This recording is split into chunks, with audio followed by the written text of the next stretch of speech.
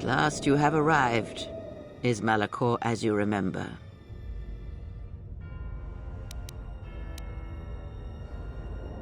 Indeed.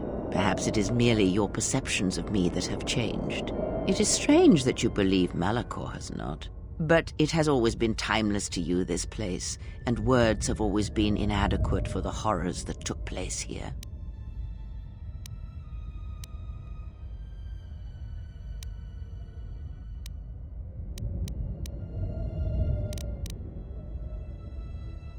I never destroyed Atris.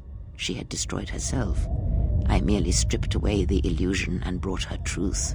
Her teachings could not be allowed to continue, and like Malachor, she was part of your past, unresolved. She needed to be something you could confront and defeat one last time. It was part of your training, part of what was needed to make you complete. And there must always be a Darth Traya. The galaxy needs its betrayers, especially in the times to come. She loved you, you know, as one loves a champion. You were all that she could not be.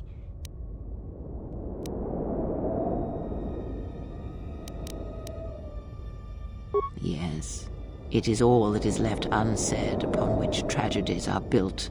More echoes traveling through the Force. It is said that the Force has a will. It has a destiny for us all. I wield it, but it uses us all, and that is abhorrent to me, because I hate the Force. I hate that it seems to have a will, that it would control us to achieve some measure of balance when countless lives are lost. But in you, I see the potential to see the Force die, to turn away from its will, and that is what pleases me. You are beautiful to me, Exile. A dead spot in the Force, an emptiness in which its will might be denied. I use it as I would use a poison, and in the hopes of understanding it, I will learn the way to kill it. But perhaps these are the excuses of an old woman who has grown to rely on a thing she despises. Perhaps you were expecting some surprise, for me to reveal a secret that had eluded you, something that would change your perspective of events, shatter you to your core. There is no great revelation, no great secret. There is only you. No, there were not. In times past and in times future, there are Jedi who will stop listening to the Force, those that will try to forget it but maintain unconscious ties, and those, as in the past, just as I, who have had the Force stripped from them. But no Jedi ever made the choice you did, to sever ties so completely, so utterly, that it leaves a wound in the Force. It was a mistake to try to make you feel it again, I see that now. There is no truth in the Force, but there is truth in you, Exile, and that is why I chose you.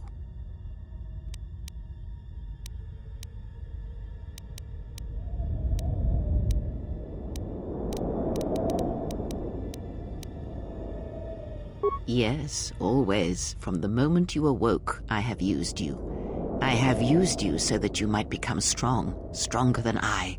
I used your death to deceive the Sith, to make them believe they had won, so they would turn on each other. I used you to keep the Lords of the Sith from condemning the galaxy to death with their power unchecked.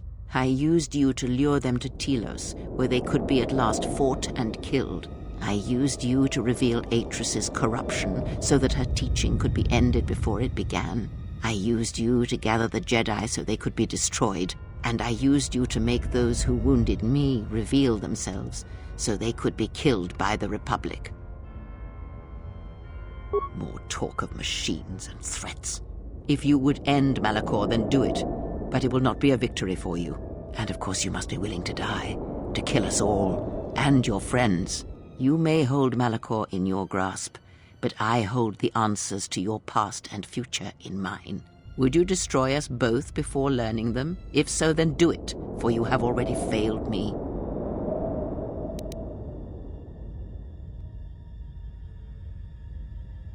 I know. But there is more than death in this galaxy, and you shall not find it easy. It was difficult to draw you here, but it had to be done. This place is your last test. It is the graveyard of the past, where you lost everything. It is the dark place in your mind that still echoes of failure. Now we shall see if you can overcome the weight of Malachor and silence the echoes that beat from its heart.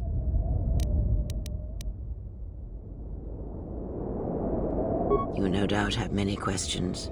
I would be a poor teacher if I did not give you the answers you seek here now. The apprentice must kill the master. If you do not, I will kill you.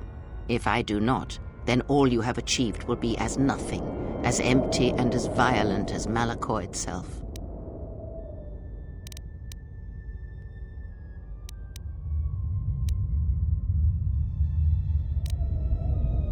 Then you will break, and then, my apprentice, you shall die.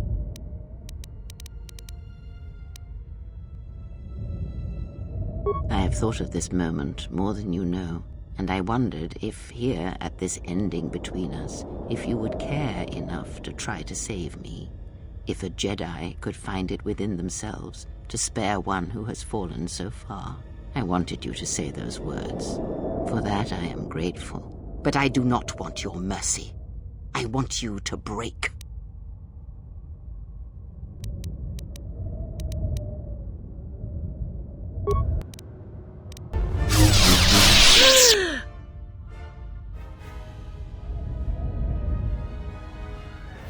If you do not kill me, I shall end you. Strike me down. End this.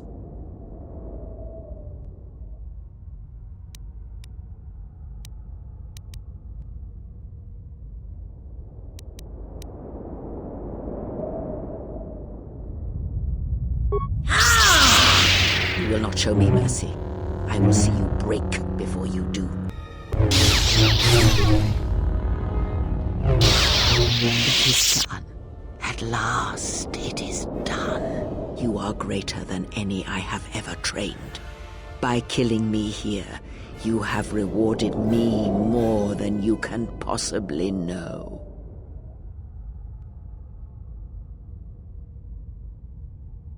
Save me? You already have. It is enough what you have done, from now into the future. Many things do I see as I gaze here from the heart of Malachor. This place channels such energies. If it matters to you at this last moment, I shall look into the future and tell you of what I see. It is my last gift to you, from one exile to another. You travel with them for so long, yet you do not know them still. Feel them through the Force, feel what they feel, hear their thoughts and know them as I fought to know you. They were the lost Jedi, you know, the true Jedi upon which the future will be built. They simply needed a leader and a teacher. She will stop hunting life and instead live it. She was not born to be a predator, despite her true father and the life she led within the shadow of Nar Shaddaa. She will miss you and think of you often. You who awakened her to what life is. She will live, but only for a time. Her death will occur in many years' time on a forgotten planet, saving the lives of others. But it will be her choice, and she will have no regrets. Many battles does that one have left in him, as Revan intended. A general needs an army as he needs those he trusts. And Canderous is a loyal beast, no matter how much he is broken upon Revan's will. But you know this. They will die a death that will last millennia, until all that remains is their code, their history, and in the end, the shell of their armor upon the shell of a man too easily slain by Jedi. The blinded one shall return to her home world, and she shall look upon the surface of that world and perhaps at last see what she was meant to see. Her life has been changed by your meeting in ways that may not be felt for decades to come. Salvation is a relative thing, but as you understand it, yes. He cannot help but love you in his way. It is a pure, ideal love he holds, yet somehow it never dulls in your presence or through your actions. If he leaves this place, he will leave the galaxy behind him. He will sit upon the new council, reluctantly as all good men do, and he will not forget the Jedi who had lost the Force, yet showed him the way to reclaim it. After that I do not know.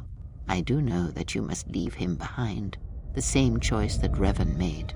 Where you are destined, you must not take anyone you love. If she leaves this place, she will leave battle behind her, in no small part due to your influence.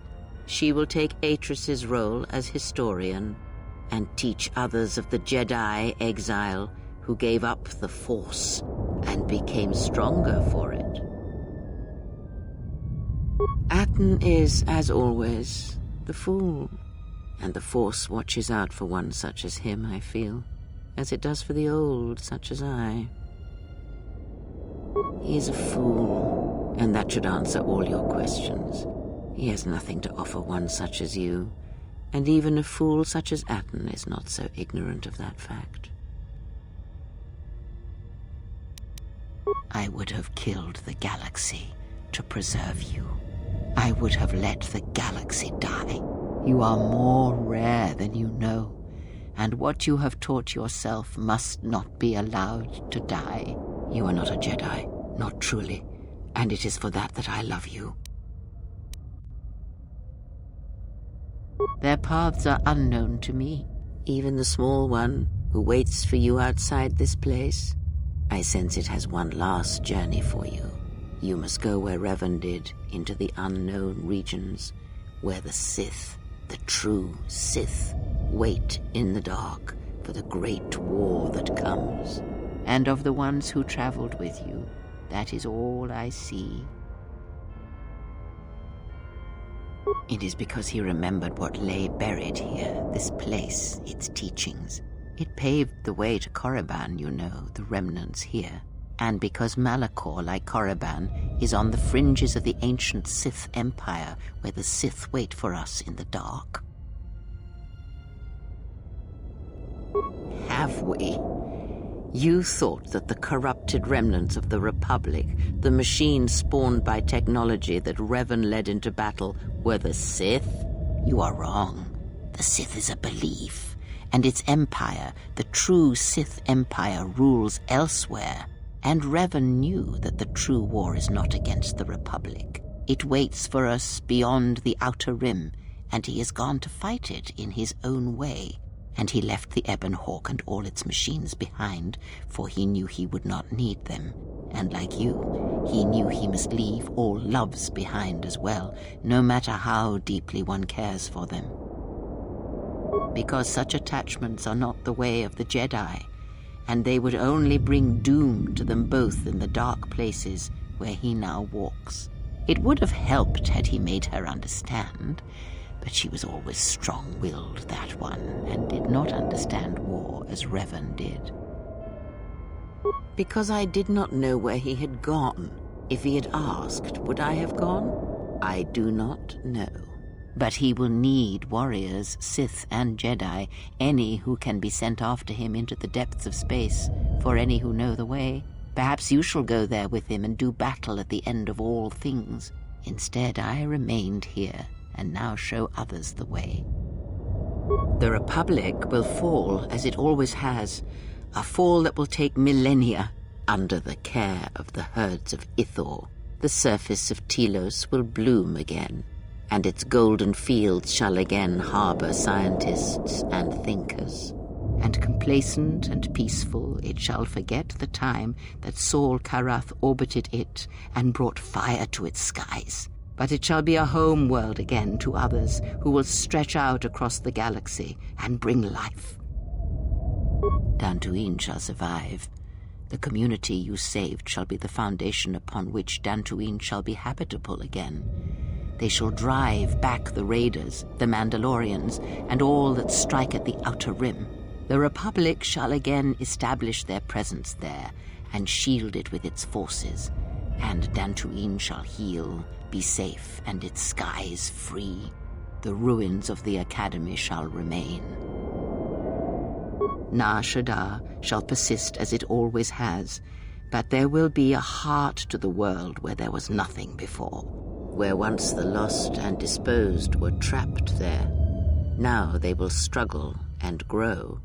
From despair shall come hope. Queen Talia shall have a long reign. Much good will come of it. She will, as she has, rule wisely and well. Onderon shall remain in the Republic, and the world shall prosper, though its people shall, over time, lose their customs in the ocean of the Republic and become the people of Onderon no longer.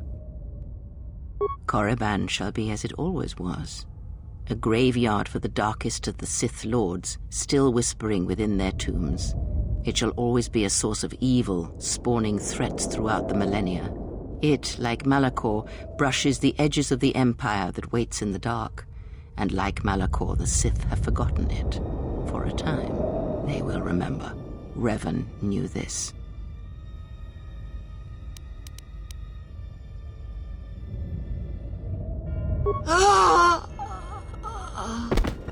Need any company? I mean, I'm not doing anything. Besides, if I'm not around to bail you out of trouble, who knows what could happen. All right then. Where are we going again? I mean, because last time we were heading towards this mining colony on the edge of space, and there was this Sith Lord, and